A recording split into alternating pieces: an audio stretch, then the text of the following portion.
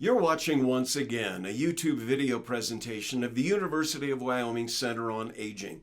I'm Scott Veach. I'm your host, and on this program we'll be discussing topics of interest for caregivers of loved ones with dementia. We hope that you will subscribe to the channel and you'll hit that thumbs up like button. Both of those actions help the channel to grow and allow us to reach more people. And if you'll tap that notification bell, you'll be alerted each time we upload a new program. And now, this is Once Again. My guest today is Dr. Lou Farley. He is the spiritual and bereavement counselor for Hospice of Laramie. Hey, thanks so much for being with us today. Um, Big subject, sensitive subject. Let me go back to the beginning and with you personally. How did you get into that? How did you get into this line of work? I had been a counselor, Scott, in private practice for 30 years on 4th and Grand in Laramie. And I had walked up to my wife the 2 days before hospice asked me to come on professionally. I had volunteered for them 7 years prior. 2 days after, I privately said to my wife, I'm going to retire and go ride my bike and walk my dogs.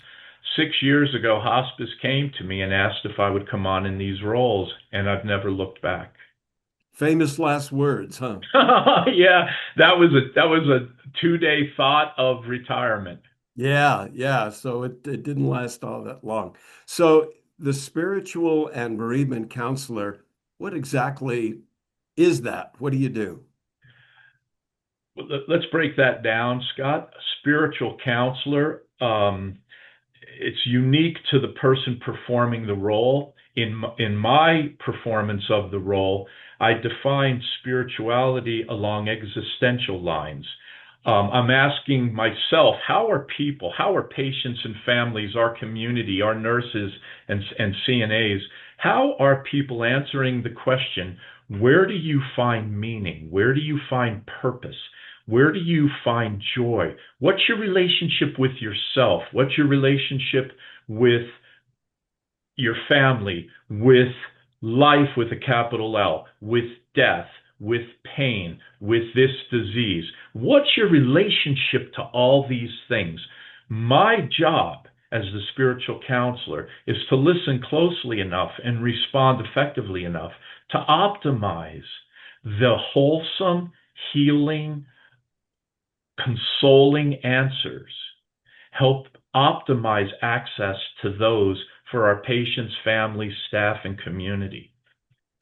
When we hear about hospice, we usually, I think, naturally think of a service that, or a connection that is made, the service that's provided at the end of a loved one's life. Do you deal equally with the family as well as the loved one? You know, it's organic, Scott. Great question. It's organic.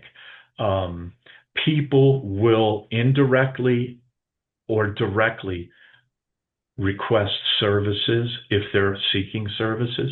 And so, again, that's part of the listen very closely to what people are saying directly and what they are implying. Sometimes the patient is in need of a lot of focus, helping them answer those questions at the end of their life in ways that they can die in peace and some level of contentment. Sometimes it's the family. Now, Scott, bereavement work occurs from the moment the Mhm. patient passes, and I will work with people through their grief process for however long that requires, and they're seeking our services.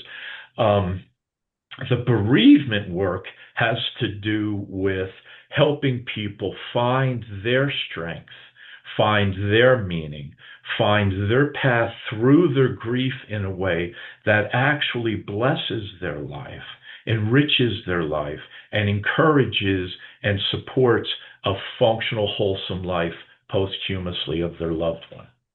And you deal with not only all faiths, but also with those individuals who may not have a faith, correct? Oh, absolutely. Um, Scott, if you notice the questions that I'm asking, it is intended to be receptive and responsive to every answer somebody can throw out to me that I can respond in a way to help them find their path. So sometimes you say to people, where do you find meaning and purpose in life? And they'll name a church, they'll name a pastor, they'll name their faith history. Sometimes you say to somebody, where do you find meaning and purpose? And they say, I hunt elk. Mm-hmm. And I have no preference for what the answer is. The only bias I am holding is that if you're going to ask for my help, I am going to help you answer those questions in a way that bring you the most solace, the most peace, the most meaning. I don't really have a preference for what your answer is. And that's really important at hospice. We need to be inviting and embracing of everybody, regardless of the stance they take to the quality and the direction of their lives. When you made the switch from your private practice to working with hospice, I don't know if there is anything as a seamless transition, but was it one where you were able to make that switch? It seems to me that it'd be a very personal journey. Oh my gosh, Scott, you hit on something really poignant there. Well done. It is so heartfelt, so personal. The first 2 years of my work here, there were times I would walk out of a patient's room or a patient's home, and I thought I was going to have a heart attack because my heart would hurt so deeply. I thought, you're going to blow a gasket here, Lou. Those were the first 2 novice years. And what's happened subsequent is I thought, you have 2 choices, Lou. Either come up with a different paradigm that makes this survivable, or go do something else, retire, go walk your dogs, ride your bike, and get away from this. After 2 years, I figured out a paradigm where I put hospice work, I put end-of-life work on its head. And how I think of it now is we are birthing people into whatever follows. I don't know what follows. I can't guarantee anything to anybody. But what I can say is we are birthing you into something. And I have taught our nurses and CNAs the same thing. We are a birthing institution. We are birthing people into some new experience, and whatever that is. And just like labor in birthing a child, Barb and I have had 4 children. I know what watching a woman in agony looks like giving birth. And I say to the nurses and CNAs, the discomfort, the pain, the stress, the duress is all a natural part of the process, because we are in a birthing process to whatever that is. And that, all of a sudden, my heart quit feeling like I was going to blow out an aorta. And now the past 4 years, it's just as meaningful, but it's a lot less stressful on me. My guest is Dr. Lou Farley. He is the spiritual and bereavement counselor with Hospice of Laramie. We're taping this in March of 2026. About a month ago, you spoke to the Wyoming Dementia Together group. You had a presentation at one of our programs, and the presentation was called The Soul of Care, Nurturing Spiritual Well-Being in Dementia Support. Holy cow, that's a lot to unpack there. When you talk about the soul of care, I don't know that I've ever heard that phrase before. What is the soul of care? The soul of care in that title is pointing at that this caregiving to dementia or any other type of patient and family is truly a sacred, beautiful, challenging, potentially life-expanding experience. And the soul of care is the work of hospice, is to help people find that core within themselves, within their family, within the patient, to help them find the core where that meaning and purpose and value lies. And we can find it in either as the patient or in the caregivers. What is the deepest, most powerful sense you have of your experience that keeps you okay through it? You also asked the question during the presentation, what are your thoughts and feelings when you think of various words like soul?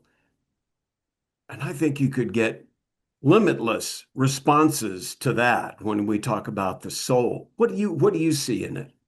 The soul to me is I'm going to use a word here, is the ontological truth of the existence of a sentient being, okay, of a person. The soul, ontological, means what is it really?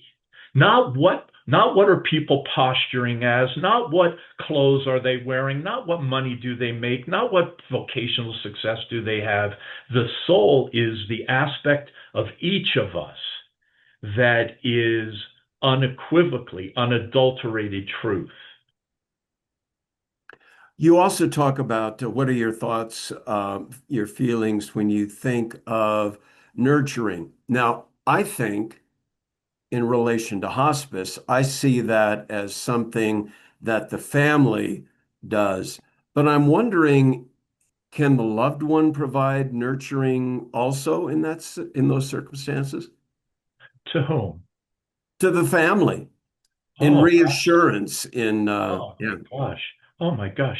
I had a patient in inpatient, Scott. Please tell me when we're running low on time. we're I good. Okay, I had a patient inpatient here, and he was calm, he was focused, he was positive, he was kind, he was generous, he was compassionate to our staff, and he was dying of pancreatic cancer. So I went into his room, and let's call him Joe. And I went into his room and I said, Joe, how are you pulling this off? You don't blink.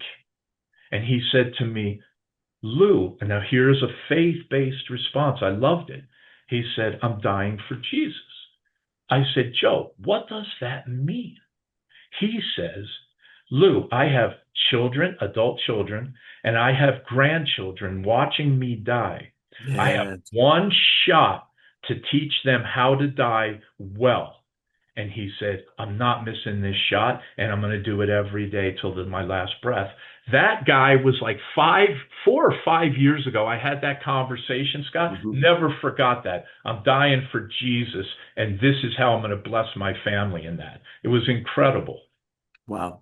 And that is a great place, I think, to wrap up part one of this two-part interview. We've been speaking with Dr. Lou Farley, the spiritual and bereavement counselor for Hospice of Laramie. And I know that you're going to want to stick around for part two coming up on Once Again.